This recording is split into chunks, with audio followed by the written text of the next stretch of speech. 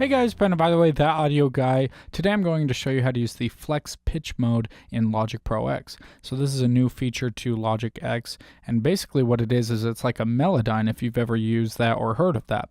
So all you have to do is you click on your main vocal track, or you can do bass or whatever. More monophonic instruments that kind of have one voice rather than like a piano work better just because it can track it a little bit better. So there's a couple ways to access it. So I have a vocal right here, so we can click on this button right here, and that will automatically trigger it to set up a flex mode. So in a vocal case, we are going to do flex pitch, and then it analyzes it, and then all we have to do is double click on our track, and it pulls up this thing right here. So what this does is it shows all the notes on the piano grid that were sung. And Logic does its best to analyze where they were and what it thinks it should do. So you can tell here that there's all these blobs, like they call them in Melodyne. So some are a little bit more dead on the note and some are a little bit off. So if you want to just do a global fix, then you can right click and do set all to perfect pitch. Now, not always is that going to be the best thing, because sometimes people kind of glide into their notes and don't necessarily hit the top, so Logic may think it's a little bit flat or sharp than it actually is. So I wouldn't recommend doing that right off the bat. I would recommend, let's undo that. I would recommend sitting and listening to it first and listening for pitchy areas, and then you can kind of go and analyze those after.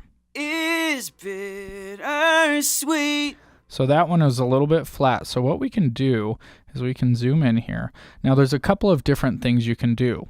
So on fine pitch, that means you can drag it up by cents, rather than if you grab the blob, then it snaps to whatever it was. So we want to make sure, it's kind of as close to 0 as possible.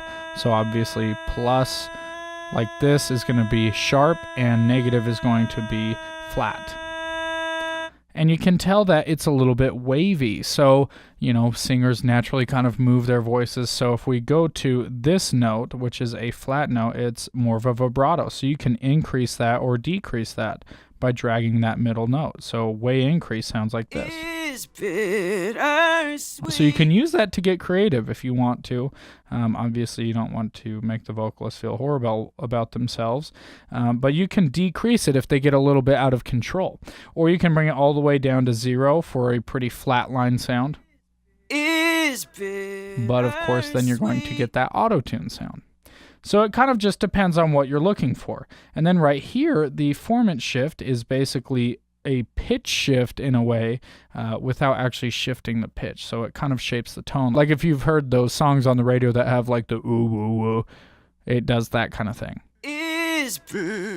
So let's put our formant pretty low. So around 600. So you can go through and you can change the formants on all your pieces if you want to get that thing that's kind of stylized. Or of course you can go the opposite direction and go really high. So different ways to manipulate your pitch. Then you have over here your gain. Obviously controls the gain of the individual note. So sometimes that's awesome if there's a breath or some sort of note that's like, then you can kind of just turn that one down and not have to rely on compression. Pitch drift is basically, okay, maybe he swooped into that, so we're going to pull that up and kind of match it onto the note. And same with right here. So you can pitch drift the front and the back using that top right and left note. So if, let's say, this is how he sang it, you can just, bring them all back to normal.